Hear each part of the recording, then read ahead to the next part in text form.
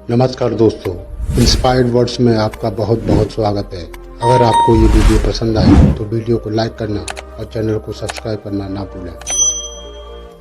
दोस्तों, आज की कहानी आपके जीवन में नई उमंग और खुशियां भर देगी और आपके जीवन जीने का नजरिया बदल देगी। इसलिए दोस्तों, इस कहानी को ध्यान से सुनें।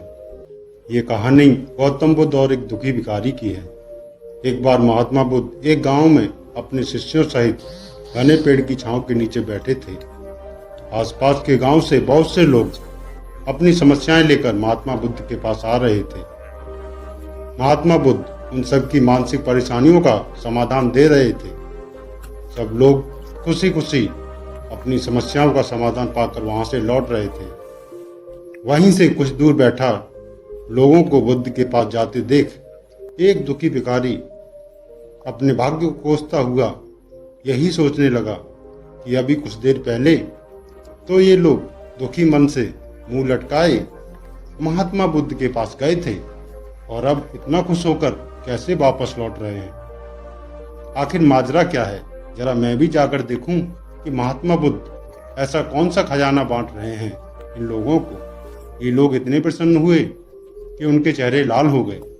भिखारी कुछ पास गया तो उसने देखा महात्मा बुद्ध तो प्रवचन देकर सभी की समस्याओं का समाधान दे रहे हैं, तो क्यों ना मैं भी उनके पास जाऊं और अपनी गरीबी दूर करने का उपाय पूछूं। ऐसा सोचकर वह भी धर्म सभा में चला गया, लेकिन वहां लंबी कतार थी। बड़ी मुश्किल से उसकी बारी आई। बुद्ध के पास पहुंचकर उसने हाथ जोड़कर प्रणाम किया और कहा, हे प्रभु, इस गांव में सभी लोग सुखी हैं, सभी लोग धनवान तथा सुख सुविधा संपन्न हैं, फिर मैं गरीब क्यों हूँ? भगवान बुद्ध बोले, तुम गरीब हो क्योंकि तुम हमेशा लोगों से मांगते रहते हो, लेकिन कभी किसी को कुछ देते नहीं हो। आपको लगता है कि लोग तुम्हें भीख में बहुत सारा धन देंगे, लेकिन आप किसी को बदले में कुछ नहीं देना चाहोगे। यह सुनकर भिखारी बड़े आश्चर्य से बोला, हे प्रभु, मैं लोगों को क्या दूंगा? मैं तो भीख मांगकर गुजारा करता हूँ, मेरे पास देने को आखिर है क्या? महात्मा बुद्ध बोले, तुम बहुत मूर्ख और अज्ञानी हो। भगवान ने तुम्हें और हम सभी को दूसरों के साथ बांटने के लिए बहुत कुछ दिया है और तुम अभी तक इसी भ्रम में जी रहे हो कि तुम्हारे पास कुछ नहीं, बल्कि दूसरों को देने के लिए तुम्हारे पास बहुत कुछ है।